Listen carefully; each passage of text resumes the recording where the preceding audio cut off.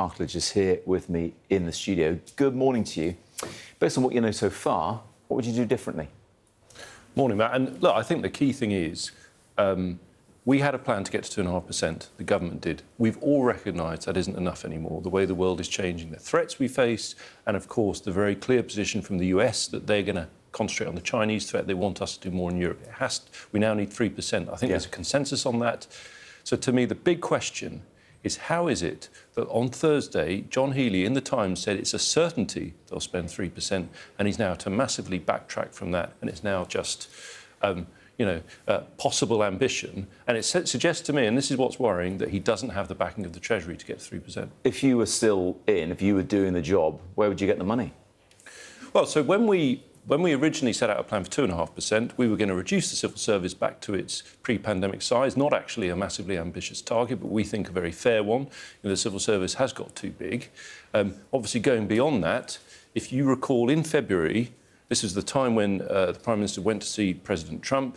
Kevin Badenoch, our leader, and I set out how they needed to now go further and faster than 2.5%, and we identified two areas. Aid, that's now been used to get to 2.5% more quickly, but also welfare. We've got a situation where, as a country, we know we have to spend more on defence. We can't afford a bigger welfare state. You've got Labour and Reform competing to enlarge the welfare state, removing the two-child cap and so on. So we've got to be disciplined financially. I'm afraid welfare is going to have to take the slack of that because we have to be able to defend our country and keep our people safe. A lot of people will be watching this thinking we should be spending more on people in our country and less on weapons that kill people. Well, they're there not to kill people, they're there to defend us and deter adversaries who threaten us. And in the case of Russia, with the world's largest nuclear arsenal, it's a very serious situation. And where John Healey and I agree is, in many ways, the most important thing is to deter.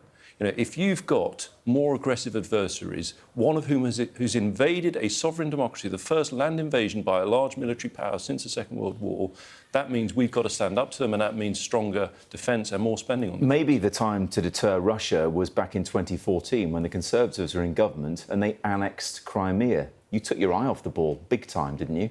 Well, hold on a minute.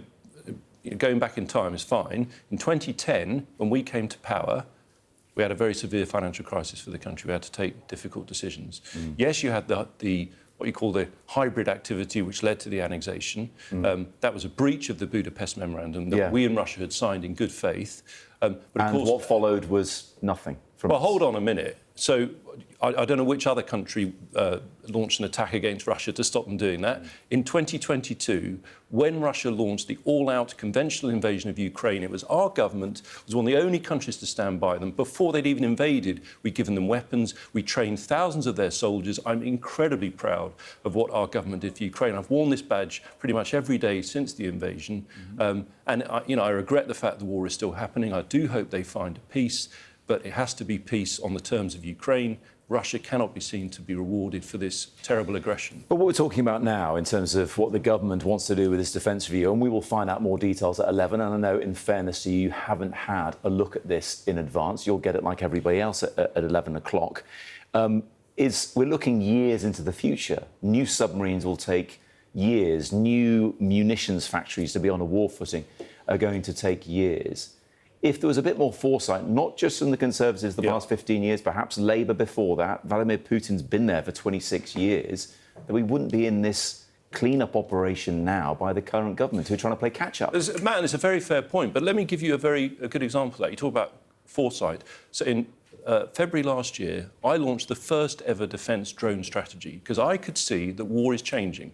Now, what a lot of people don't know or appreciate is that some of the best long-range one-way attack drones used in Ukraine have been manufactured by British defence SMEs. When I went to see those SMEs, it became clear to me that if we seized the opportunity, we could give our armed forces extra lethality at a far faster timescale. Because you've made a very good point. The submarines, and we all want them, they're the late 2030s. How are we going to deter today? And perhaps one of the best examples of that, you can talk about new ships for the Navy. I want to see missiles on the ships we've already got, so that if they're in the Red Sea, they can defend themselves from a ballistic incoming threat. It certainly seems to be the case that the government is holding something back in terms of its previewing this defence strategy around numbers of soldiers. Again, under the Conservative watch, and as part of your last review, which I know was revised, but the last review under Boris Johnson, it reduced the number of the army to around 73,000 individuals. It's been too low when, as Deborah said earlier on, in the Cold War, we had 50,000 troops alone in Germany. Well, in the Cold War, in 1985, we were spending, I think, 5% of GDP. Yeah. I mean, that's double what we're spending now. So we did have a much larger force. And it fell because people thought you had a new era of peace. You know, we last spent 3% in 1996 under a Conservative government. It has fallen since then. But if you're talking about the army specifically, whatever you want the size to be, and you can come out with a number, the crucial challenge it has is more people are leaving than joining. And the key issue in retention, there's just been an AFCAS survey, the Armed Forces Continuous Attitude Survey, which showed the number one reason for leaving was the stress of family life and serving in the military. So we've really got to look at that. We had something called the Haythornthwaite Review, restructuring military careers. I brought back the defence estate. I think we've got to overhaul defence housing. These are the things we've got to focus on. We can talk about ships. They say they are. We heard earlier on that Luke Pollard said they're going to look at defence housing. Absolutely. So when I was responsible for the defence estate, I was ashamed of it. It is poor.